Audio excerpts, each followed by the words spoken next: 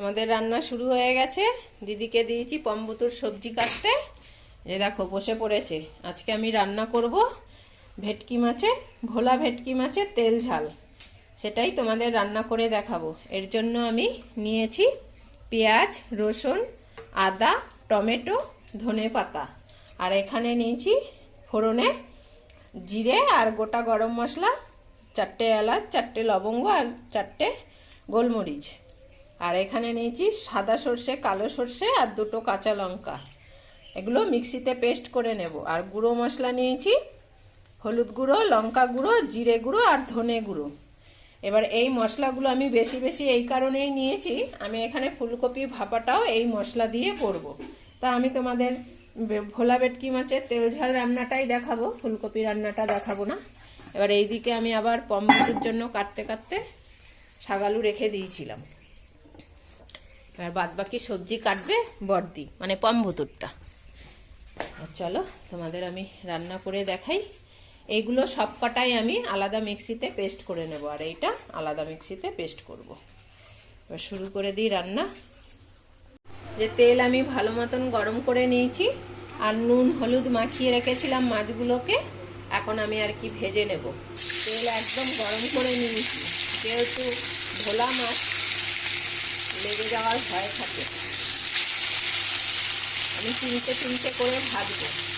এবার কড়া করেই ভাজবো, যেহেতু তেল ঝাল বানাবো তাই আমি আর কি কড়া করেই ভাজবো। সব কটা মাছ ভেজে আমি তোমাদের দেখাবো। সব কটা মাছ আমার ভাজা হয়ে গেছে। এই যে আমি কড়া করে ভেজে নিয়েছি। আর এই কড়ার মধ্যেই আমি আবার একটু তেল দিয়ে দিয়েছি মাছ ভাজার মধ্যেই, মাছ ভাজার তেলের মধ্যেই। এর মধ্যে আমি এবার ফোড়নগুলো দিয়ে দেবো।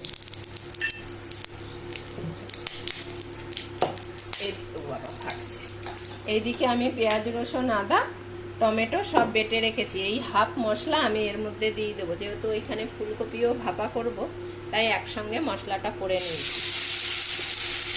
পেঁয়াজ, রসুন, আদা বাটা আর টমেটো একসঙ্গে বেটে নিয়েছি।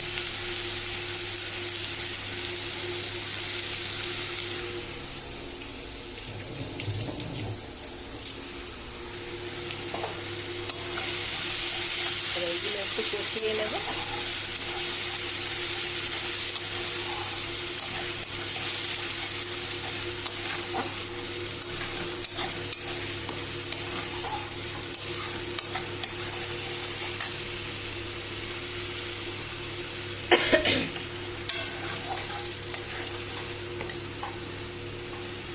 এবার এর মধ্যে আমি গুঁড়ো মশলাগুলো সব দিয়ে দেব।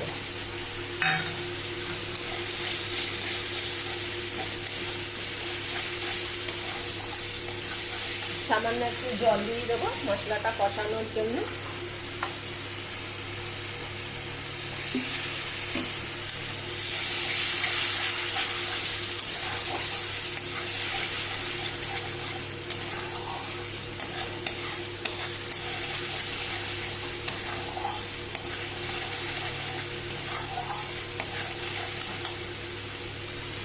এবার এর মধ্যে নুন দিয়ে দেবো,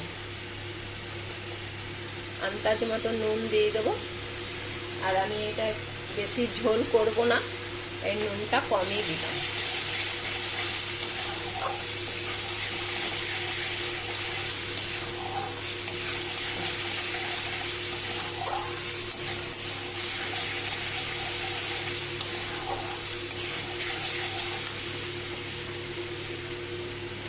মশলাটা প্রায় কষানো হয়ে গেছে। এর মধ্যে এবার আমি সর্ষে আর কাঁচা লঙ্কা একসঙ্গে অল্প একটু নুন দিয়ে বেটে রেখেছিলাম, এবার হাফটা এর মধ্যে দেব। তাই হাত দিয়ে তুলে তুলে দিচ্ছি। এবার এটাও আমি কষিয়ে নেব।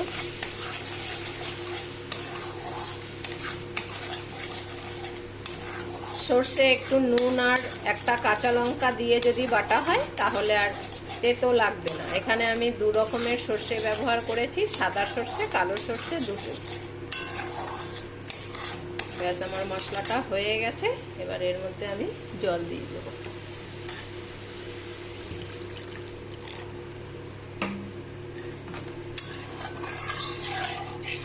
ঝোলটা আমি ভালো মতন ফুটিয়ে নেব, তারপরে আমি মাছগুলো দেবো। কেননা ভোলা মাছ তো বেশি ফোটাতে হবে না, না হলে বেশি ফোটালে আবার ভেঙে যায়। তাই আর কি আমি ঝোলটা আগে ভালো করে ফুটিয়ে নেব। ঝোলটা আমার ভালো মতন ফুটে গেছে, এখন আমি মাছগুলো দিয়ে দেবো। সব কটা মাছ আমি দিয়ে দেবো, আর বেশি মাছ দিয়ে বেশিক্ষণ ফোটাবো না। ঝোলটা ওর জন্য আমি আগে ভালো করে ফুটিয়ে নিয়েছি।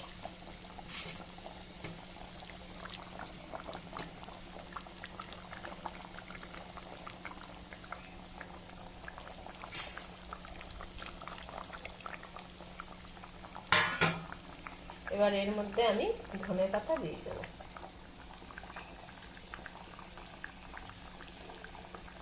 একটু বেশি করেই দিলাম, গন্ধটা ভালো আসবে।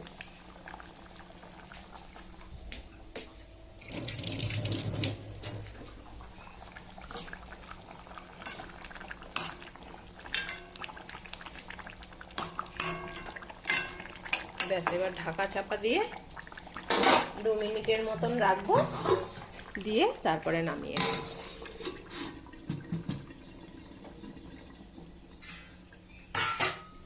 এই যে দেখো, পটলা শুধু মাছই তাড়িয়েই যাচ্ছে। হ্যাঁ, মাছই ঢুকে গেছে মাছের গন্ধে। আর পম্বুতুর সবজি বসিয়ে দিয়েছি, খাওয়ার টাইম এখনো হয়নি। কি তুমি নান্না দেখছো? নান্না কলা দেখছো আর মাছি তাড়াচ্ছ? বাবা দেখো, মাছি তাড়াচ্ছে। রোদ উঠেছে ভালোই, আর এরা জঙ্গল কেটে কেটে সাফ করে দিচ্ছে, সব গাছ কেটে কেটে।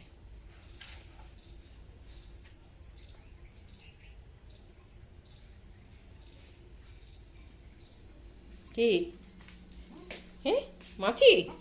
হ্যাঁ হ্যাঁ, ও বলছে আমার কাছে মাছি আসেনি। তো তোর কাছে শুধু মাছি এসছে, মিথ্যে কথা বলছিস। আমি এখন তরকারি ওটাই যে নামিয়ে নিয়েছি। ভোলা ভেটকির তেল ঝাল হয়ে গেছে আমাদের রান্না। এখন পম্বুতুর সবজিরও সিটি পড়ে গেছে এখন, তাই আর কি ওরাও রেডি হয়েছে। এখনো রান্না হয়নি, বসো। আমার রান্না হলো সবে, এখন পম্বুতুর খেতে দিতে হবে, ওর জন্য ব্যস্ত হয়ে উঠেছে। তাহলে কেমন লাগলো জানাবে। ভোলা ভেটকির তেল ঝাল আমি এইভাবেই রান্না করি, তোমরাও করে দেখবে, খুব ভালো লাগে এইভাবে খেতে। ব্যাস, এবার আমি ফুলকপি ভাপাটা করব।